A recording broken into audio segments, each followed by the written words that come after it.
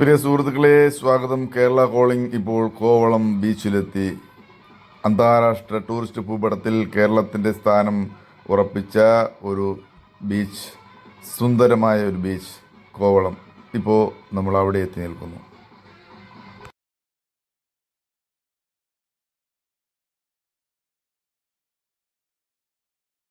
കേരള കോളിംഗിൻ്റെ യാത്ര കോവളം ബീച്ചിലെത്തി. കോവളത്തെക്കുറിച്ച് ലോക പ്രശസ്തമായ ലോക ടൂറിസ്റ്റ് ഭൂപടത്തിൽ ഇടം നേടിയ കേരളത്തിൻ്റെ സ്വന്തം കോവളം ബീച്ചിനെ കുറിച്ച് കേരള കോളിങ്ങിലൂടെ മുൻ രഞ്ജിത്തോ പറഞ്ഞിട്ട് ആരും അറിയേണ്ട കാര്യമില്ല എന്നറിയാമെങ്കിലും ഞാനിവിടെ എത്തിച്ചേർന്നു. നിറഞ്ഞ ഒരു കടൽ തീരമാണ്. വെക്കേഷൻ സമയമായതുകൊണ്ടായിരിക്കും നോർത്ത് ഇന്ത്യയിൽ നിന്നൊക്കെ ഒരുപാട് പേര് വന്നിട്ടുണ്ട്. അവരെല്ലാം കടൽ വെള്ളത്തിൻ്റെ നനവും രുചിയും ആസ്വദിച്ചുകൊണ്ടിരിക്കുന്നു.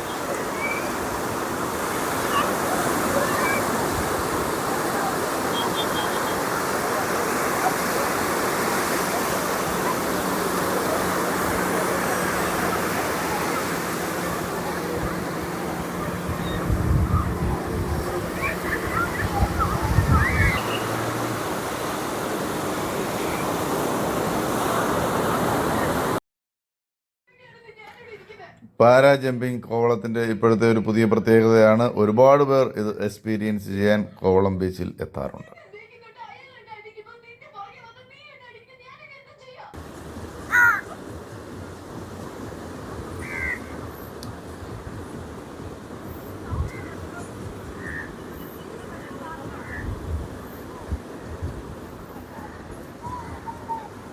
കോവളം ബീച്ചിൻ്റെ മനോഹാരിത ആസ്വദിച്ച് ഇങ്ങനെ നടന്നപ്പോൾ ഒരു കാഴ്ച കണ്ടു.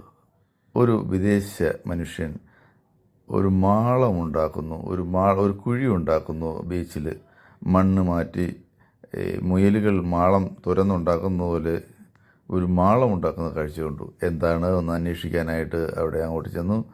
അപ്പോൾ അദ്ദേഹം സ്പെയിനിൽ നിന്നുള്ള മിസ്റ്റർ റോയ് എന്ന പേരുള്ള ഒരാളാണ്. അദ്ദേഹം അവിടെ വോളിബോൾ കളിക്കാനുള്ള പോസ്റ്റ് കുഴിച്ചിടാനുള്ളൊരു ശ്രമമാണ്. അദ്ദേഹം നല്ല ഒരു സ്പോർട്സ്മാനാണെന്ന് കണ്ടാൽ തന്നെ അറിയാം. ബോഡി നല്ല ഹെൽത്തി ആയിട്ടുള്ള ബോഡി, മസിലുള്ള മനുഷ്യനാണ്. അപ്പോൾ ഞാൻ എന്തായാലും ഒരു വിദേശി ഒറ്റയ്ക്കിരുന്ന് കഷ്ടപ്പെടുകയില്ലേ, ഒന്ന് സഹായിച്ചേക്കാമെന്ന് കരുതി ആ തൂണിൽ ഞാനും ഒന്ന് പിടിച്ച് സഹായിച്ചു. അയാൾ മണ്ണിട്ട് അത് ലെവലാക്കി. നമ്മളെ കൊണ്ടാവുന്ന കാര്യങ്ങളൊക്കെ ചെയ്തു കൊടുക്കണമല്ലോ.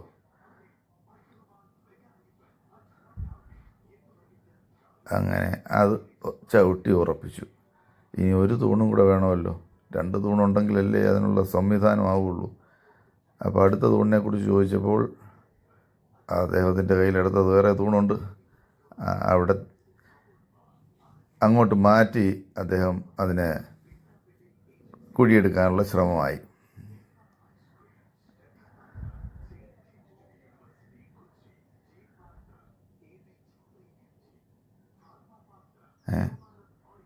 അതെന്താ അത്? സ്പെയിനിലും നമ്മുടെ നാട്ടിലെ പോലെ തന്നെ ചവിട്ടടി, അതായത് ചവിട്ടടി വെച്ചിട്ട് തന്നെ അളവ് എടുക്കുന്ന പരിപാടി ഉണ്ട് കേട്ടോ.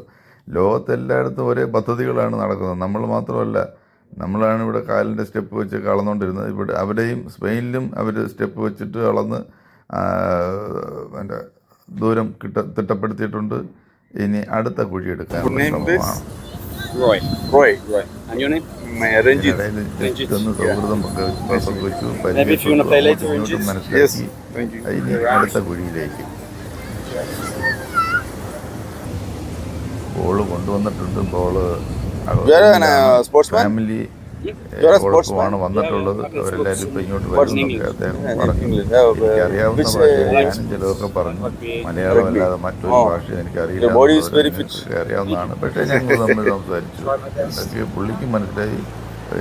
ഞാനൊരു നടനാണെന്നും ടെലിവിഷൻ സീരിയലിലൊക്കെ അഭിനയിക്കുന്നുള്ള വിവരമൊക്കെ ഞാൻ പങ്കുവച്ചു. അപ്പോൾ അദ്ദേഹത്തിന് വളരെ സന്തോഷമായി. അദ്ദേഹം നാട്ടിൽ റഗ്ബിയൊക്കെ കളിക്കുന്ന സ്പോർട്സ്മാനാണ്. റഗ്ബി ഫുട്ബോളിൻ്റെ ആളാണ് പുള്ളി.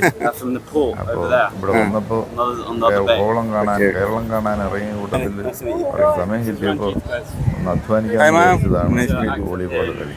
കുടുംബത്തിലെ ചിലരൊക്കെ ചേർന്നു. അവരോട് കൂടുതൽ സംസാരിക്കാനുള്ള ഒരു ഭാഷയും നൈപുണ്യമൊന്നും ഇല്ലാത്തതുകൊണ്ട് കൂടുതൽ അങ്ങോട്ടും മിണ്ടിയില്ല. അടുത്ത തൂണും ഉറച്ചു.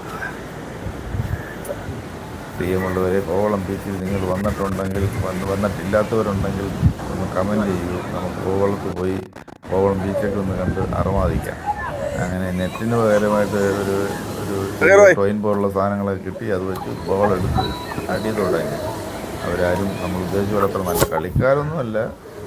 നമുക്ക് അത്യാവശ്യം തട്ടി നിൽക്കാനുള്ള പരിപാടിയുള്ളൂ. അവരത്രേ ഉദ്ദേശിക്കുന്നുള്ളൂ. അങ്ങനെ കുറച്ച് സമയം അവരോടൊപ്പം കളിച്ചു. ആലോചിച്ചപ്പോൾ അതൊരു ഇൻ്റർനാഷണൽ മാച്ചാണ്.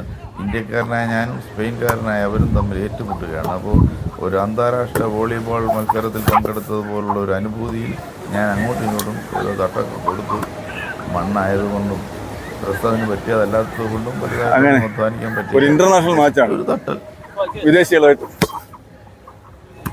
അപ്പോൾ ഈ ടൂറിസ്റ്റ് പ്ലേസുകൾ വരുമ്പോഴാണ് ഇതുപോലെ വിദേശത്തുള്ള ആളുകൾ, അന്യരാജ്യത്തുള്ള ആളുകളെ കാണാനും അവരോടൊപ്പം ഇൻട്രാക്ട് ചെയ്യാനും ഒക്കെ പറ്റുന്ന. ടൂറിസം എന്ന് പറയുന്നതിൻ്റെ ഒരു പ്രത്യേകത, അല്ലെങ്കിൽ സ്പോർട്സ് എന്ന് പറയുന്നതിൻ്റെ ഒരു പ്രത്യേകത, ലോകത്തെ ഒന്നിപ്പിക്കുന്നു, ലോകം ഒന്നാകുന്നു എന്നുള്ളതാണ്.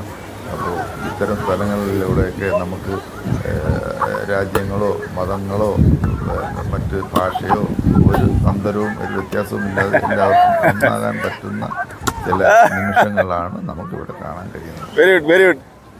അങ്ങനെ കോവളത്ത് വിദേശത്തുള്ള സുഹൃത്തുക്കളുമായിട്ടൊന്ന് കളിക്കാൻ കഴിഞ്ഞു എന്നുള്ളതാണ് ഒരു ഇന്റർനാഷണൽ മാച്ചാണ്. ഏറ്റവും വലിയ പ്രത്യേകതയായിട്ട് ഞാൻ കോവളത്ത് വന്നപ്പോൾ കാണുന്നത്. കൂടുതൽ സമയം ഇവിടെ നിർത്താൻ പോകുന്നില്ല. അപ്പോൾ വളരെ സന്തോഷം.